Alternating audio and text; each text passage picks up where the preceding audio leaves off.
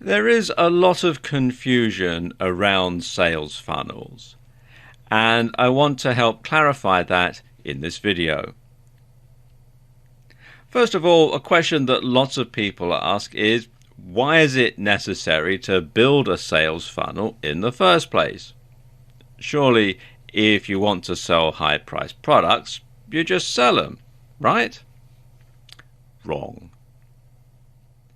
While it's true that in the offline world you can go ahead and sell expensive stuff right off the bat. For example, if you run a Bentley dealership, you wouldn't expect someone to buy a Toyota from you first and then trade up. But in the online world, things are different.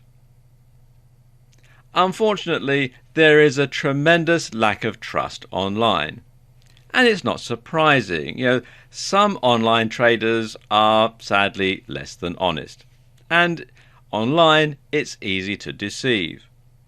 For example, your website might give people the impression that your business is a large operation run from slick offices in the heart of the city, when in reality, you're just some guy who lives in a down-market neighborhood and works out of his spare bedroom. But of course, your website might give a completely different impression.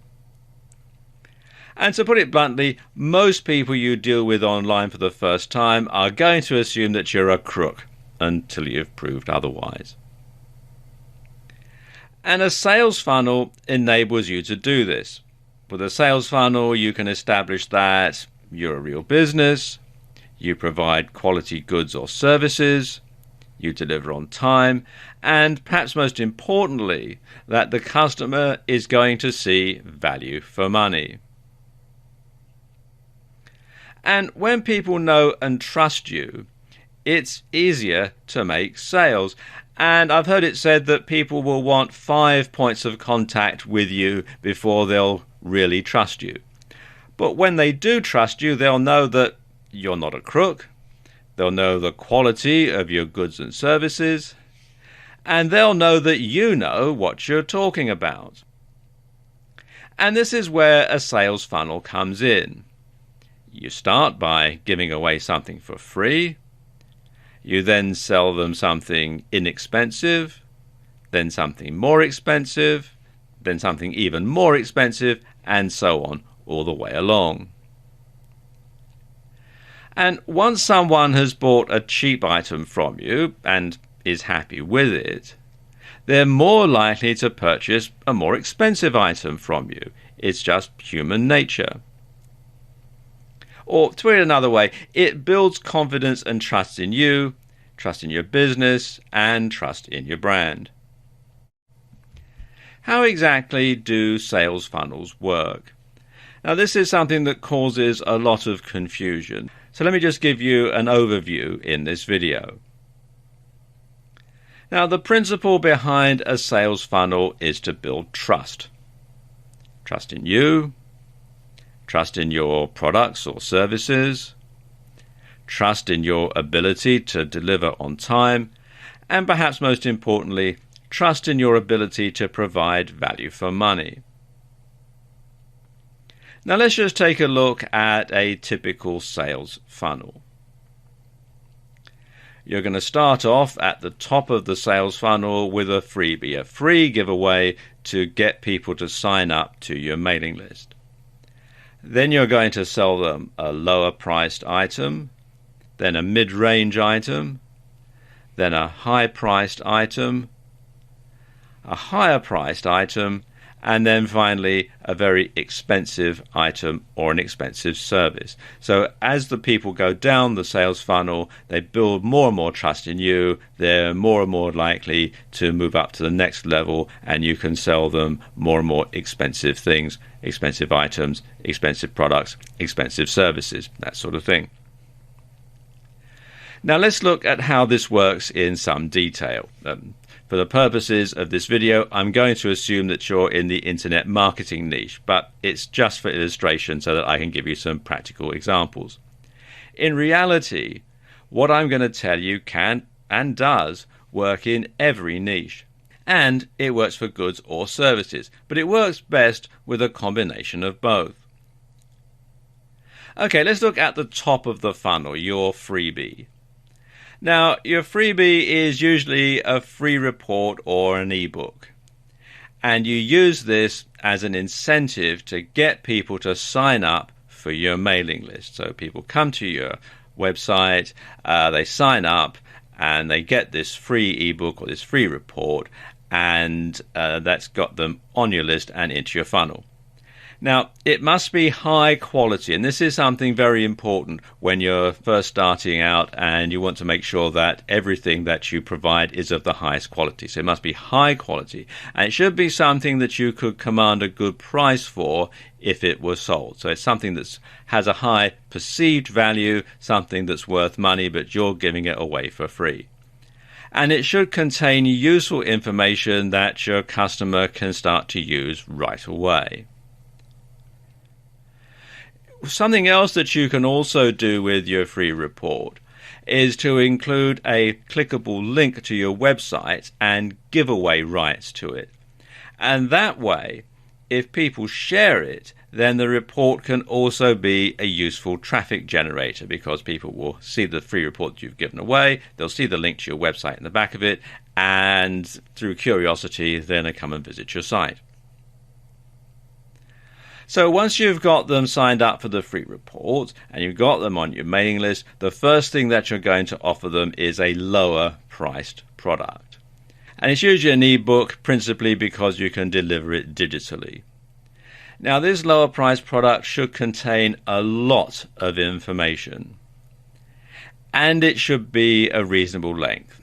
20 pages of A4 or letter size is a good rule of thumb.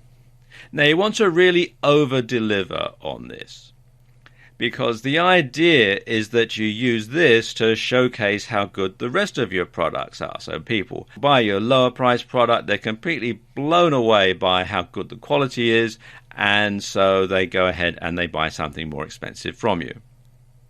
So you want to keep the price fairly low, but not so cheap as to make people think that it's not likely to be any good. Because sometimes people will look at something and they'll think, oh, that's so cheap, it's got to be rubbish. But where in fact it is actually good quality. So you don't want to make it too cheap, but you don't want to make it too expensive either. And usually something like $9.95 or something similar is a good price for your low price product, because after all, under $10, people can not think twice about spending that sort of money. And also, you want to offer a money-back guarantee, so that if people do buy your low-price product and they don't like it, then they can get a refund from you. So there's no risk attached to it. Then you sell them your mid-range price product. And this is something that's slightly more expensive than your ebook. And it can actually be an upsell to your low price product. So once someone has bought your low price product, you immediately offer them this mid-range product right away, and offer them perhaps at a discount over what you would sell it if it were a standalone product. Because you see, once someone has bought something and they're in buying mode, they're much more likely to make an additional purchase. And a video version of your ebook is a popular choice at this level. Now, it should be low production values, just text and graphics with a voiceover.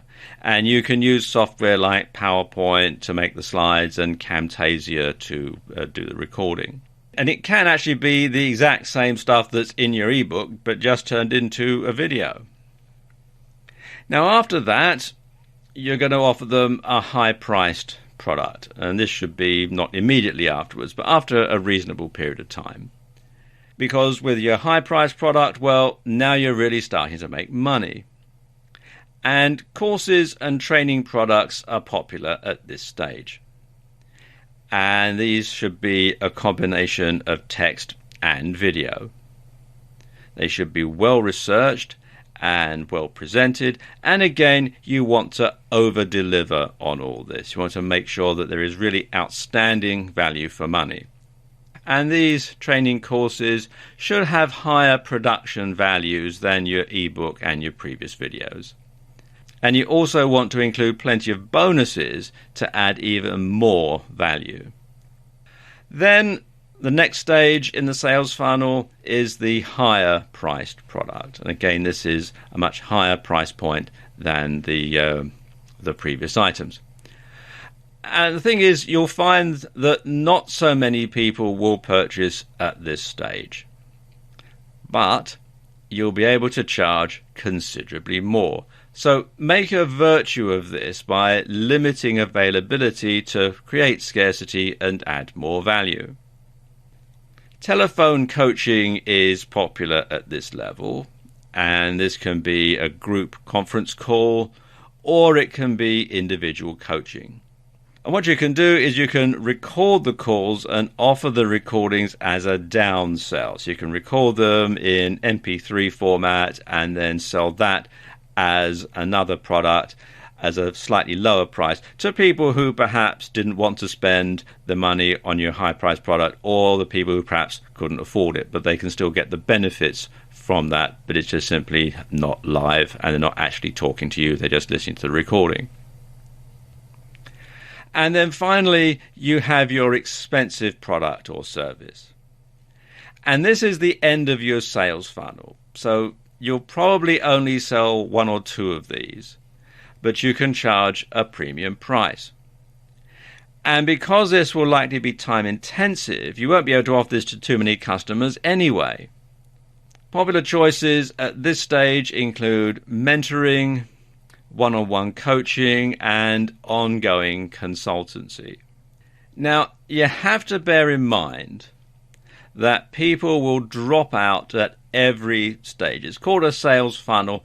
I suppose a sales colander would be perhaps a better description, because a lot of people are going to only sign up for your freebie. A lot of people are going to buy just your lower priced items or your mid-range items.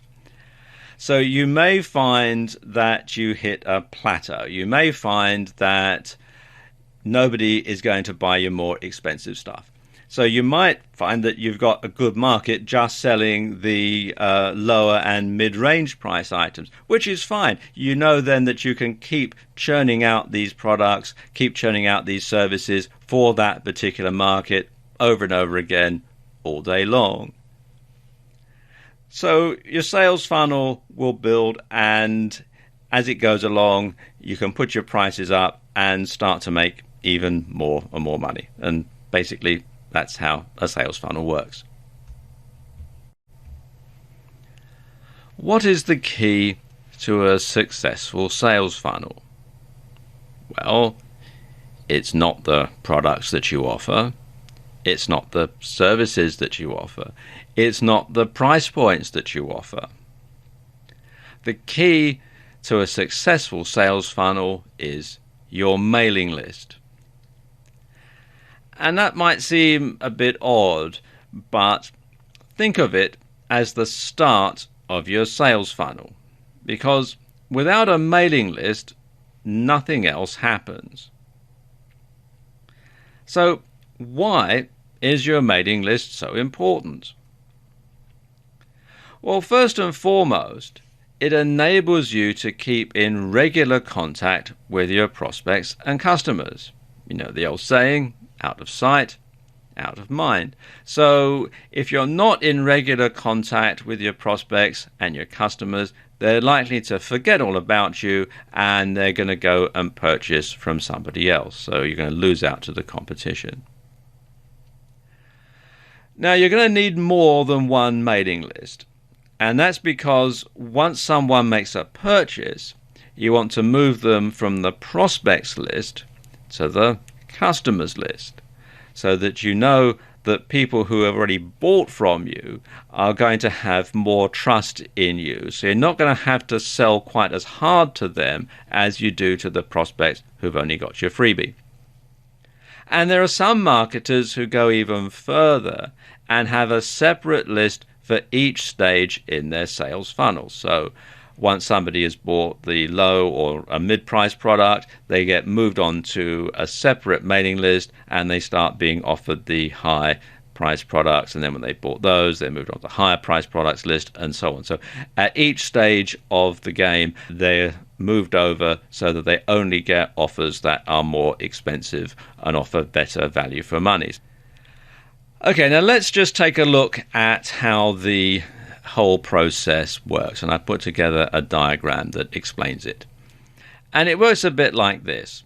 First thing that happens is a prospect visits your website and orders a freebie. So they go to your squeeze page, as it's called, and they get the information and they enter their name and their email address in, and that gets added to the mailing list. So then they get sent the download link to the freebie, and they've got the freebie, and they should be happy. Then the prospect is sent lots of useful information. Now, this is part of the process that a lot of people get wrong. They think that all they have to do is keep hitting their mail list with sales information, with sales things, buy this, buy my product, buy this affiliate product. And it turns people off. So what you want to do is you want to make sure that people know that they're going to get a lot of information from you for free, in addition to the freebie that they've been sent. And exactly how often you send this out is going to depend on your niche. It's going to depend on how you operate. But as a sort of a general rule, you want to send probably 2 or maybe 3 pieces of free information to your list for every 1 sales email that you send. So once that's done, your prospect is sent information about your low-priced product. So you send that with the sales link. Now, if they buy, and to be honest, most people won't buy on the first contact for an offer. You keep them on the prospect list, and you send them information about affiliate products and other low-priced products until they actually make a purchase. And of course, you keep sending them all the useful information as well. So then you get to the point where the prospect actually does buy something. So when that happens, the customer, which is what they now are, is removed from the prospect list and added to the customer list. Now, some mailing systems will do this automatically. On others, you'll have to do it manually. It just depends which system you're using. I'll talk a bit more about that in a moment. Then, of course, the customer gets sent useful information, same sort of rate. And of course, the customer then gets sent information about your high-priced products and also about affiliate products at the same sort of price range. And again, you just simply rinse and repeat all the way through your sales funnel. So this is an ongoing process that keeps going on for every stage in the sales funnel that your prospect or customer is at. Now, the key to working your mail list and sending all these emails out are programs called autoresponders. And an autoresponder enables you to send automated emails to your list. So you don't have to email each customer or prospect individually. The software takes care of it for you. And you can set it up to send emails on certain dates or so many days after the last email. And you can also send one-off emails to your list. And some popular autoresponder companies are Aweber, which you can find here at aweber.com, GetResponse, which you'll find here at getresponse.com, and MailChimp, which you'll find here at MailChimp.com. Now, each of them have different pricing structures and are slightly different in the way that they operate. But the basic principle behind all of them is pretty much the same. Now, one thing that you'll need to decide at the beginning of your dealings with an autoresponder company is whether you want double or single opt-in. Now, let me explain the difference between the two. With single opt-in, the prospect gets added to your list without any verification. Now, you'll get more names on your list that way, but not all of them will be genuine. Some people will put in a fictitious name, a fictitious email address just to get your freebie. They don't want any follow-up emails, so you don't know whether it's a genuine email. Also, it leaves you open to accusations of spamming, because somebody might maliciously sign somebody else up to your list. They get hit with all sorts of emails from you that they haven't asked for, and then they complain, and you're branded a spammer, even though you're a legitimate business person, but you're going to be branded a spammer because this person has not asked for the information to be sent. So these days, double opt-in gets to be pretty much the default setting. And what happens with double opt-in is the prospect gets sent an email with a confirmation link to click. So if they don't confirm, then there are no further emails. And you don't get quite so many names because some people can't be bothered to confirm. But if you don't get any spam complaints either, because you know that it's a genuine address, you know that the person has asked to receive the emails from you and has confirmed, and if they complain, you can go back with some systems and look it up and see, well, you signed up on X date and you confirmed on Y date, so therefore it's not spam, and you can prove it. So that really sort of covers your backside, so to speak. And as I said, double opt-in is becoming the default settings for most autoresponder companies. In this video, I want to give you the basics on creating your squeeze page. And the squeeze page is going to be the page that you send people to when they sign up for your mailing list. And your squeeze page has one objective and one objective alone, and that is to get people to sign up for your list, to download your free offer, and then be able to receive further emails from you. So your squeeze page must first of all be compelling, and it must be non-distracting. So you want to make sure that they can't explore other parts of your site while they're looking at your squeeze page. So people who come to your squeeze page really only have two options. They can either sign up or they can leave. Now, obviously, you want them to sign up. So let's do a crash course on creating a squeeze page. And here we have a good example of a squeeze page. And this is just a simple HTML page which I made using SeaMonkey, which is a free open source HTML compositing software which you can download for free from this URL. And a lot of people, when you say HTML, they go, oh, well, that's so old-fashioned. Well, yes, it is, but it still works. And the thing about this is, as I was saying earlier, you cannot do anything other than either sign up or leave when you come to a page like this. And SeaMonkey will do all the HTML coding for you. You can see here's the HTML source. And if we go back to normal mode here, you can get a better idea as to how it all looks. What we have is first of all, a compelling pre-headline that draws people's attention in. Then you have a benefit-laden headline, download our free report today and discover an amazing benefit. So you would make sure there are plenty of benefits in the headline. Then you have three columns here.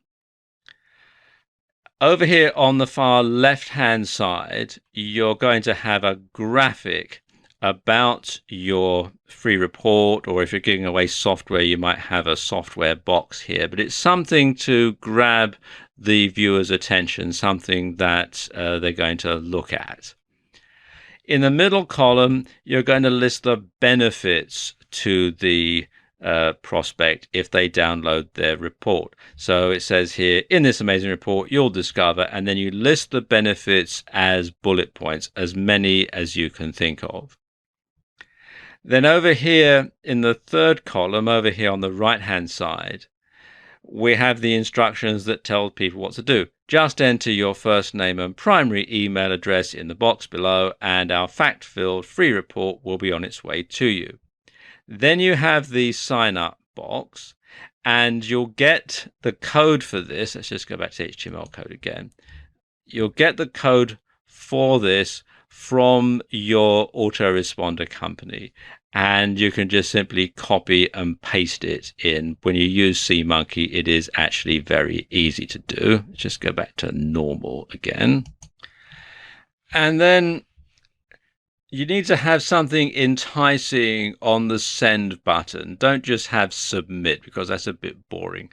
So what I've got on this one is send me my report. So people will fill out their first name, their email address, and click send me my report. And then their report will be sent to them, or rather they'll be added to the email list. They'll be sent the confirmation email, and then once they've confirmed, they'll get another email that has the download link for their free report. In addition to sending your prospects to a squeeze page, you can also use a pop-up to get your sign-up box right in front of your prospect. Now, pop-ups have a bit of a bad reputation. A few years ago, you used to get lots of pop-ups on websites, so much so that browser developers like Microsoft or like Thunderbird, Mozilla, all programmed their internet browsers so that you could block out pop-ups. But particularly if you have a WordPress site, there are some ways around that, and you can use a plugin to make an unblockable pop-up. And these unblockable pop-ups are better known as popovers, and you can install them from within the WordPress dashboard. Just go to plugins and then add new, and then do a search here for popover. And you'll see there are a number of different ones here that you can get. And what these will do, they'll basically cover the screen when somebody comes to your WordPress blog with a version of your squeeze page. And it lets people simply enter their details there. And because it covers the screen, you're not going to get any distractions. And again, people will have the option to either enter their details or leave. In this video, I want to talk about traffic, because generating traffic is the start of your sales funnel.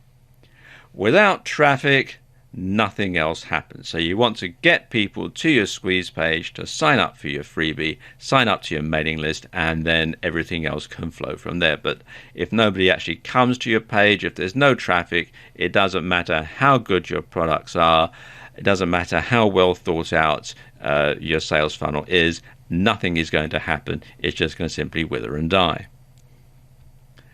So let's talk about different ways that you can get traffic to your website.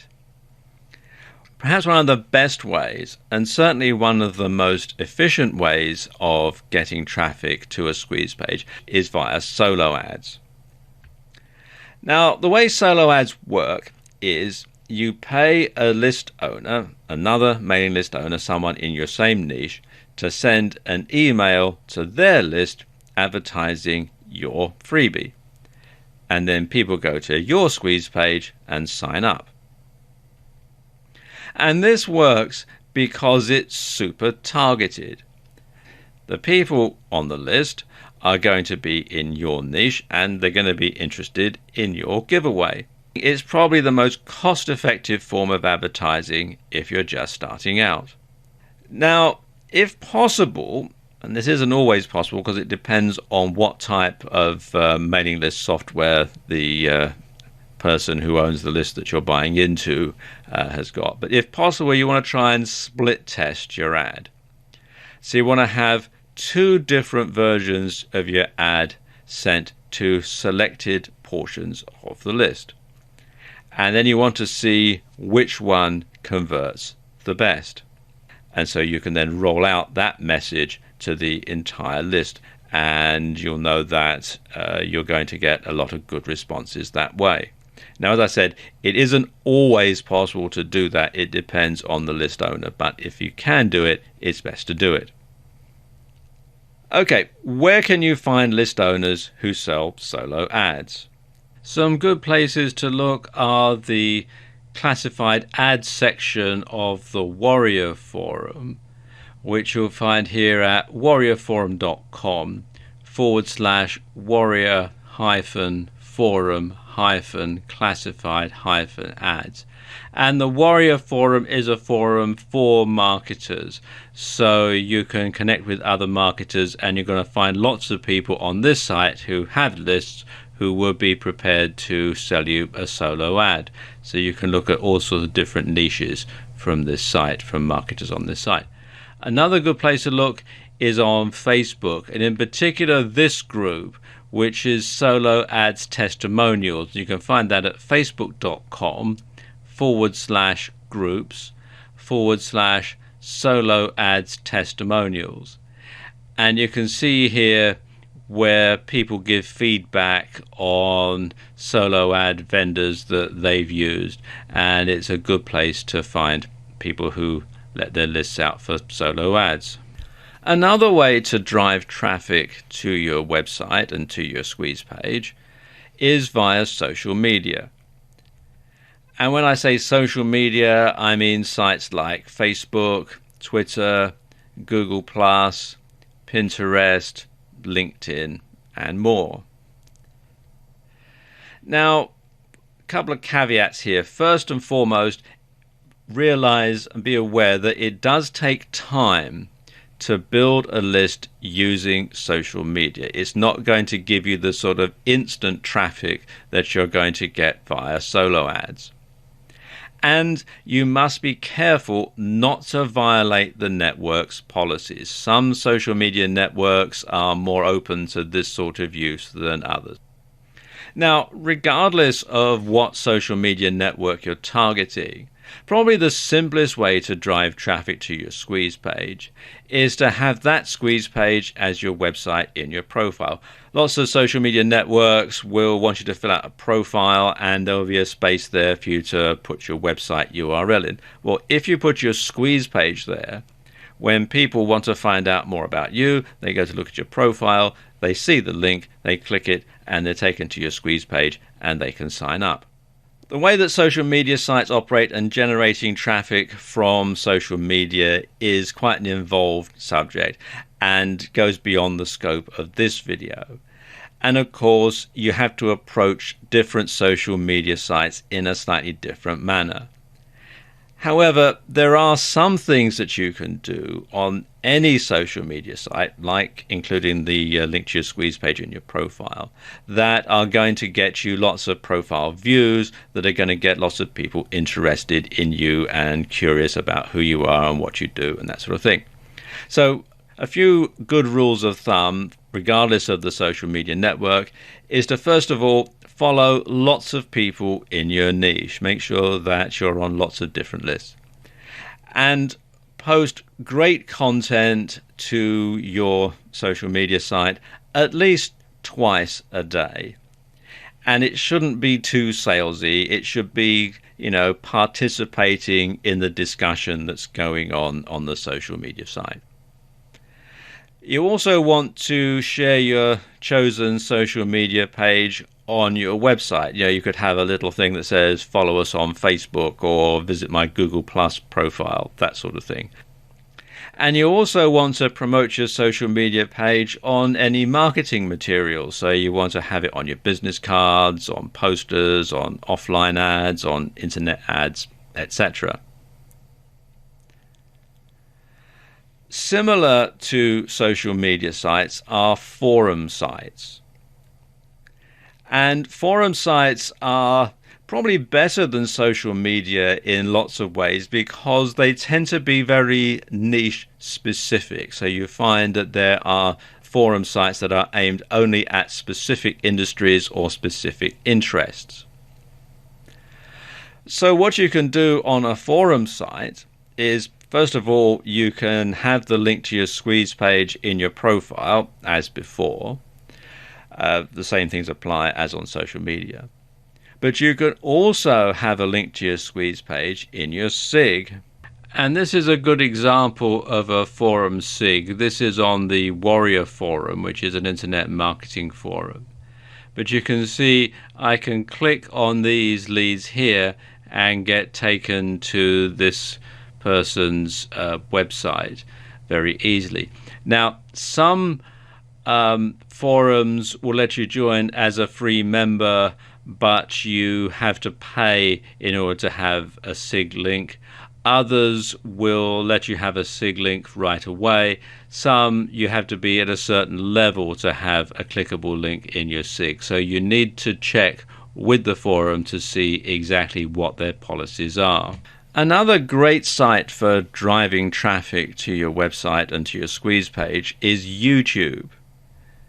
Now, one tactic that you can use on YouTube is to make a short video extolling the virtues of your freebie and then have a clickable link below it in the box on YouTube where you're able to fill out the description. You can simply have a clickable link so that people can watch your video, click the link, and go to your squeeze page. Now, one thing that you should not use to drive traffic to a squeeze page at the start of your sales funnel is Google AdWords. Now, years ago, this was a 100% guaranteed way to get people to sign up. You would have a compelling Google AdWords ad which would direct people to your squeeze page and then they could sign up. And although there was a cost involved, you knew that you were going to get your money back because you were effectively paying so much a name.